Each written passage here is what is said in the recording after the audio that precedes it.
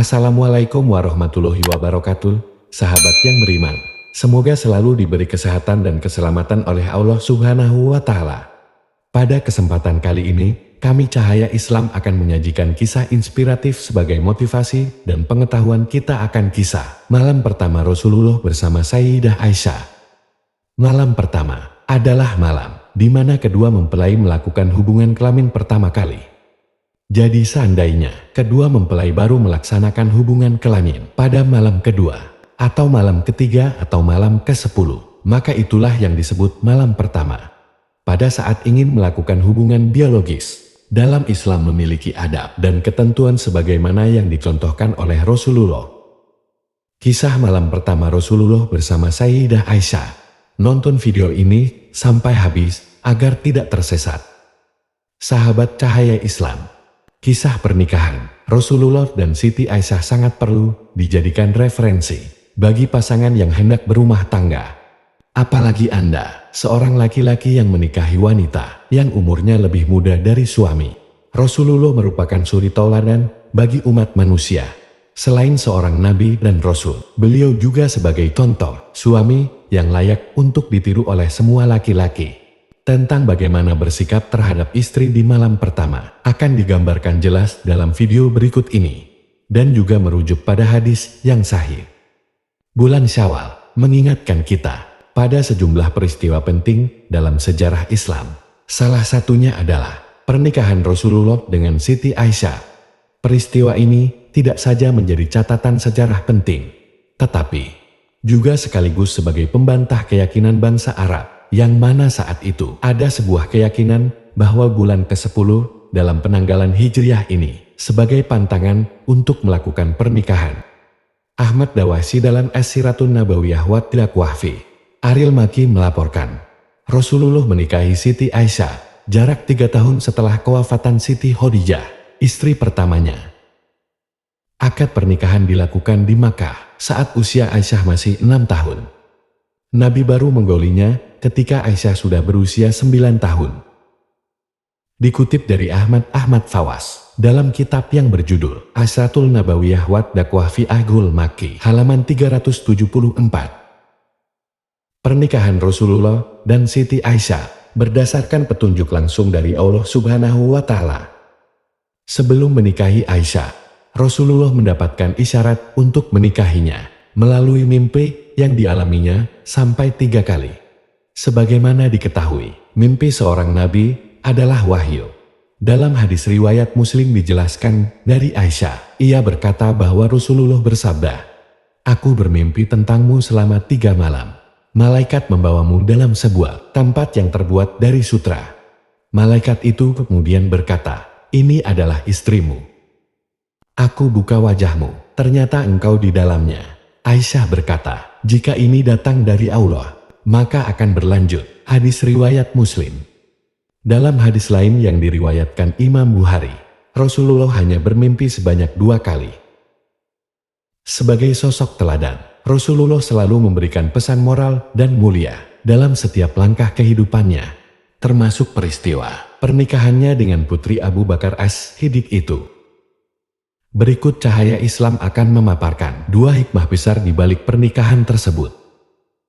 Pertama, Nabi menikahi Siti Aisyah bukan karena nafsu jasmani, layaknya manusia pada umumnya.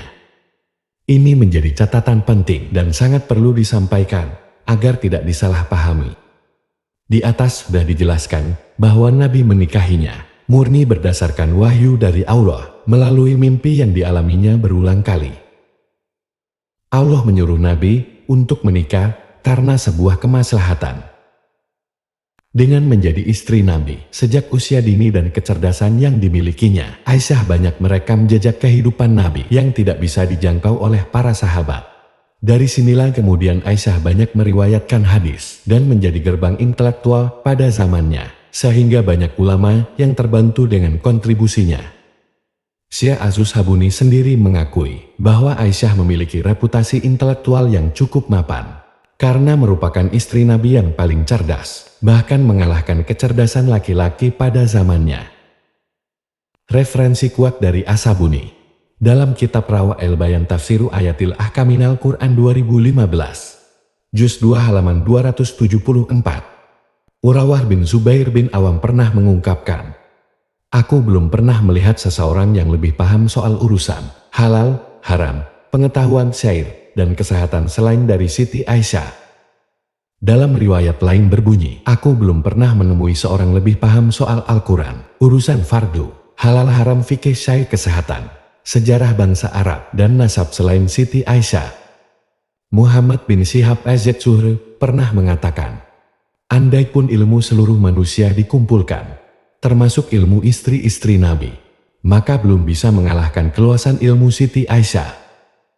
Sulaiman An-Nadawi dalam kitab Siratus Sayyidah Aisyah, halaman 228. Kedua Syawal sebagai bulan baik untuk menikah. Pernikahan Nabi dengan Siti Aisyah di bulan Syawal dijadikan dasar oleh para ulama sebagai dalil kesunahan menikah di bulan tersebut.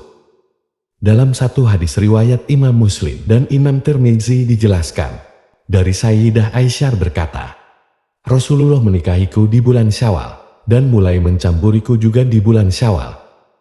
Maka istri beliau manakah yang kiranya lebih mendapat perhatian besar di sisinya daripada aku?" Salah seorang perawi berkata, "Dan Aisyah merasa senang jika para wanita menikah di bulan Syawal." Hadis riwayat Muslim dan At-Tirmidzi. Berangkat dari hadis di atas, Imam Nawawi menjelaskan bahwa hadis ini menjadi dasar anjuran menikahkan, dan melakukan hubungan suami istri di bulan Syawal.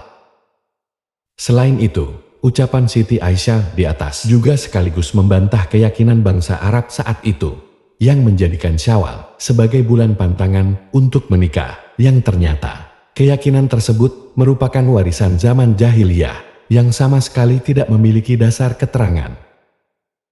Dalam sebuah kitab karangan An-Nawawi yang berjudul Al-Minhaj Syaikhus Sahih Muslim bin Al-Hajjaj 1392 Hijriah, juz ke-9 halaman 209. Malam pertama Rasulullah bersama Sayyidah Aisyah.